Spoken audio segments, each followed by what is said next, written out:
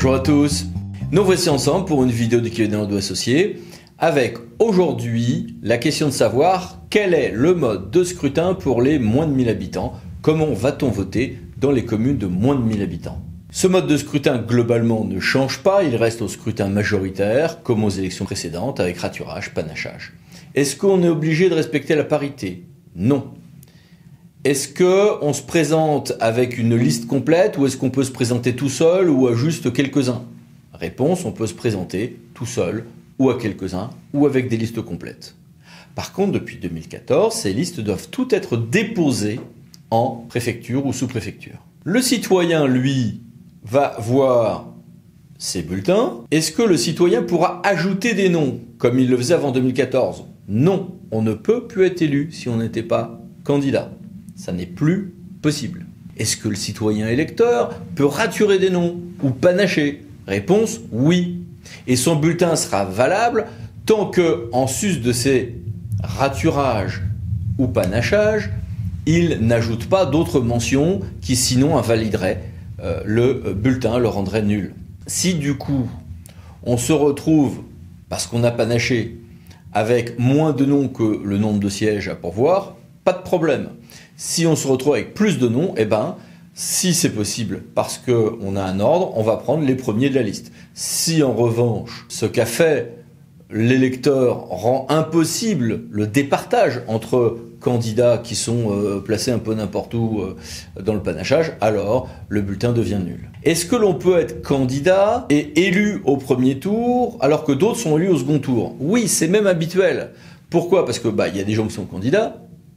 Certains, peut-être les plus courageux du mandat précédent parfois, ou les moins populaires, se font rayer, et du coup vous avez des candidats élus au premier tour et d'autres qui le seront au second tour. Au premier tour, vous allez voir individuellement qui a la majorité absolue des suffrages exprimés. Ceux qui individuellement ont cette majorité absolue des suffrages exprimés, eh ben ils sont élus. Et puis les autres, ils vont au second tour. Ah oui, mais est-ce que je peux me présenter au second tour alors que j'étais pas candidat au premier? Réponse non, non, sauf si au premier tour, j'avais moins de candidats que de sièges à pourvoir. Alors dans ce cas-là, on peut aller rameuter les bonnes volontés et hop là, des gens se présentent au second tour seulement.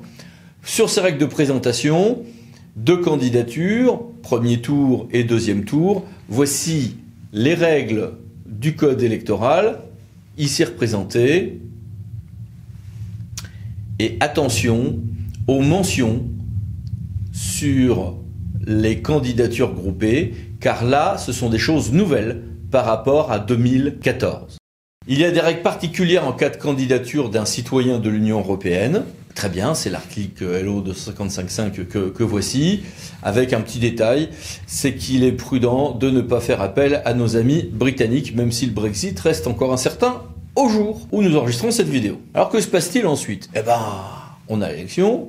Le dépouillement dans les moins de 1000 habitants peut être parfois très long à cause de ces raturages et panachages. Et ensuite, entre le vendredi et le dimanche, suivant le tour où l'élection est acquise, on va élire le maire et les adjoints. Bien. Qui va siéger à l'intercommunalité à fiscalité propre, qui sera donc la communauté de communes, communauté d'agglomération, métropole, communauté urbaine? Eh bien, ce seront les élus dans l'ordre du tableau. Si la commune a par exemple 3 sièges, ça va être maire, premier adjoint, deuxième adjoint. Oui, mais si le premier adjoint, il n'a pas envie d'aller à l'interco, il va démissionner de son mandat intercommunal et ça deviendra maire, deuxième adjoint, troisième adjoint. Et puis si après le maire démissionne lui aussi de son mandat intercommunal, ça deviendra, dans ces cas-là, hop, on redescend d'un cran dans l'ordre des adjoints. Et puis après, il y a toute une série de règles à connaître.